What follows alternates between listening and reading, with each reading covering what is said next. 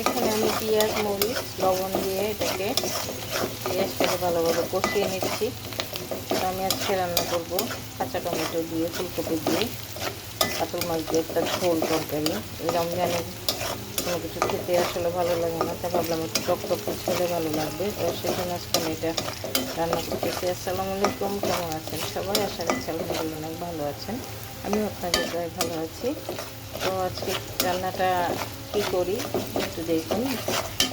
তো পেঁয়াজটা আমার হয়ে গেছে, এখানে দিয়ে দিচ্ছি একটু পেঁয়াজ বাটা।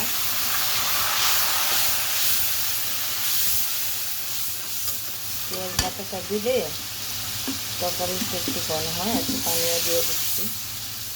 পেঁয়াজটাকে আমি কষিয়ে নেব। এখানে সমস্ত মশলা, হলুদ মরিচ ধনিয়া জিরার গুঁড়া আদা রসুন,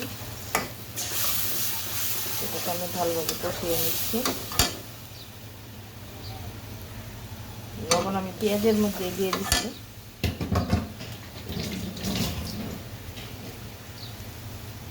একদম সুন্দর মতন কষানো হয়ে গেছে সব কিছু। তো এখানে আমি টমেটো কেটে রাখছিলাম, কাঁচা টমেটোগুলো সবগুলা দিয়ে দিচ্ছি। নেড়ে চেড়ে নেই, নরম হবে।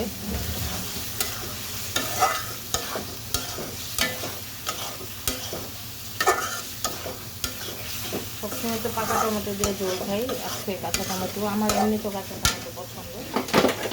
তো এখানে আলু ফুলকপি সব আগে বেজে রাখছিলাম, দিয়ে দিচ্ছি সব কিছু। এটা একটু কষিয়ে নিচ্ছি।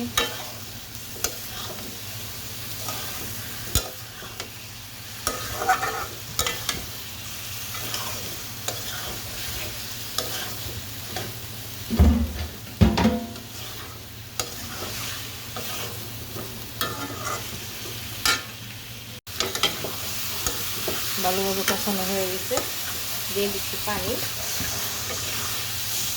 বেশি করে দিব।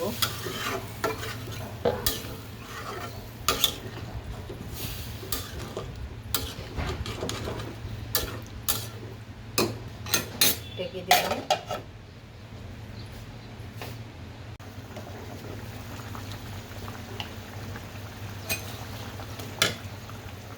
তরকারিতে বলক চলে আসছে।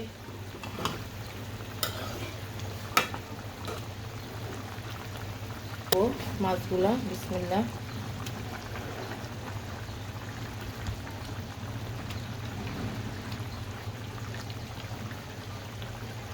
আর কিছু আস্ত কাঁচামরিচ, একটু চুলার তাপটা কমায় দিই। গরম হয়ে গেছে আমার প্রচুরটা, দেখতে পারতেছি না, সিদ্ধ হয়ে যাবে। যে টমেটো সিদ্ধ হয়ে গেছে, আর সব কিছু বেজে নিয়েছিলাম তো তাড়াতাড়ি হয়ে যাবে।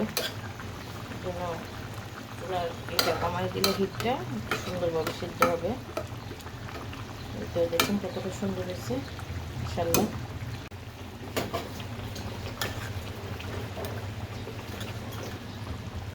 তরকারি হয়ে গেছে, একদম কমপ্লিট। জলটাও ঠিকঠাক মতো হয়েছে।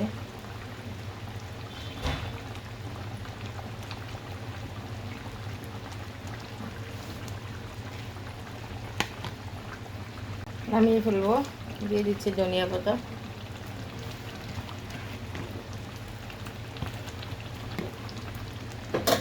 তো রান্নাটা কেমন লাগলো আপুরা ভাইয়ারা যে যেখান থেকে দেখছেন, তো কমেন্ট করে জানাবেন। ভালো লাগলে একটু লাইক দেবেন, শেয়ার করুন। কারা কারা এভাবে খান সেটাও বলবেন। তো সবাই ভালো থাকবেন, আমার পাশে থাকবেন। বিদায় নিচ্ছি, আল্লাহ হাফেজ, আসসালামু আলাইকুম। কতটা সুন্দর হয়েছে মাশাআল্লাহ, দেখতে অনেক লোভনীয় লাগছে। এরকম তরকারিগুলো খেতে অনেক মজা লাগে, ঝোল ঝোল। আমার কাছে শুকনো তরকারি ভালো লাগে না, ভুনা। সবসময় আবার ঝোল ভালো লাগে না, কিছু জিনিস ভুনা করতে হয়, এই আর কি।